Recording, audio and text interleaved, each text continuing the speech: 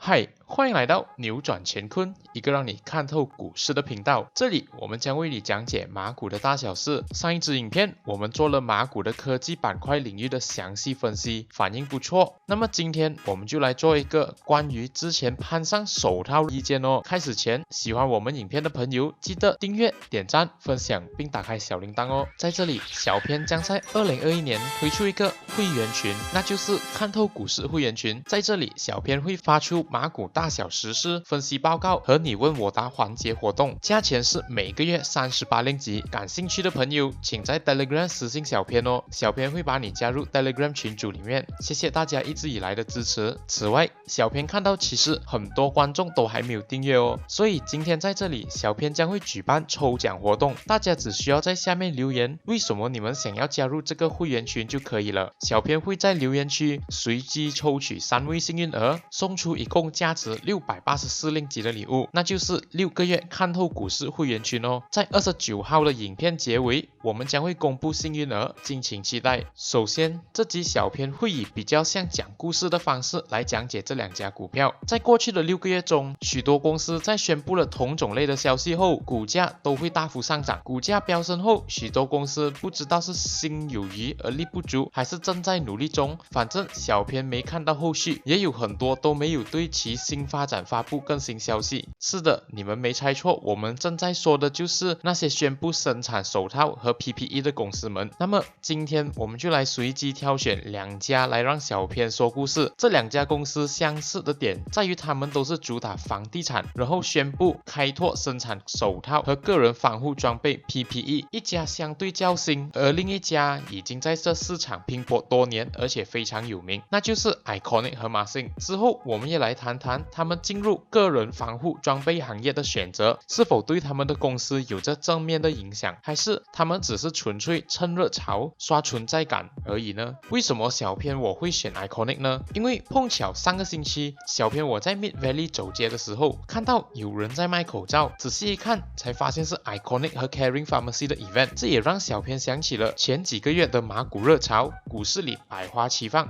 美不胜收。只要你的股的 announcement 里面说到套，隔天股价就是冲天炮。相信很多人对这家公司都很陌生，因为其实之前 Iconic 的前身是一个叫 Sunbumi Holding 的公司，而它的业务是属于书童和酒店行业。但是2019年的 Private Placement 之后，现在 Iconic 的大老板Datuk Tan却变成了 Sunbumi 最大的持股人，然后才有了之后的 Iconic。好了，说完那么多废话，我们就来看看 Iconic 公司。自从他们宣布了他们将要生产个人防护装备 PPE， 这到底有没有提升他们的盈利呢？答案是下个季度的财报才可以知道。在此，小编也做了研究，据报道，他们已经开始生产口罩了。他们估计他们1年可以生产220个 million 的口罩，之后也目标1年生产33亿个手套。如果这些发展成功，这也许会刺激他们的公司盈利。因为去年2019年他们的总盈利也只有大约800万而已。那么至于他们的股价还会再飞吗？小编觉得他们如果认真做手套，可能他们的盈利还是有可能继续往上升，但是股价会不会随之起舞呢？这就很难说了。毕竟手套的热潮已经过去，之后也只会因为基本面而考虑投资它，前提是要开拓成功。它也算是迟上车的了，就好像 SS15 的奶茶店一样，后面开的都赶不上热潮，就注定默默无闻了。那么第2家小编看到也是从房地产加盟做手套的，就是 Masing。 我们先来看看 Masing 的公司历史。其实 Masing 一开始是做塑料的，当初在1992年上市，被归类为工业股，之后在1994年开始做房地产。他们也成功在2000年从工业股转型成房地产股。如今 Masing 已被广泛的称为本地开发商，而他们主要是开发 Mid-range 项目。此外 Masing 在10月15号宣布他们的计划，就是将他们的主要业务多元化，其中包括了手套和医疗保健相关产品的生产和贸易。他们预计这项新业务将占公司净盈利的25%或更多，因此他们也在12月21日的股东 EGM 批准了这项手套业务。Masing 也有表示，这一次进军手套领域是为了分散他们的业务，以降低他们的风险。因为 Masing 现在的业务太过于依赖房地产，他们有将近95%的业务都是房地产。那么至于手套业务方面，他们计划在未来开始12条生产线，以达到36.8亿个手套的生产量，而他们的目标是在2021年4月开始生产。至于他们的工厂则将会设在靠近 Top Glove、Kosan、Supermax 和 Smart Glove 的 Klang。此外，他们也有打算开发另外第2阶段的生产线，但是这个第2阶段还只是计划，并没有开始实施。而用来生产手套的融资和贷款将进一步提升他们的 Gearing Ratio 债务资产比到 0.3， 但是这还是属于可以被接受的范围。另外，让小偏惊讶的是，手套的生产和 Marsin 已经在生产的塑料有着蛮大的相同之处。另外一个共同点， Marsin 和 Iconic 两家都说要成为5大手套生产商之一，我们也唯有拭目以待。那么自从 Marsin 宣布要进军手套领域，他们的股价已经一飞冲天，达到了一令吉47仙，而现在已经回调到了90仙。那么至于这家股价还会不会上涨，我们就要看他们是有多认真在于生产手套了，因为他们前几个季度都在面临盈利下滑，希望手套能帮助他们的业绩一把。但是值得一提的是， Marsin 在之前的14年间都有给出 dividend， 而且他们的 dividend payout ratio 都在48%左右。请到下面踊跃留言让我们知道哦。如果想要小编分析其他股票的话，也可以到下面留言哦。下期更精彩，请敬请期待。谢谢大家的收看。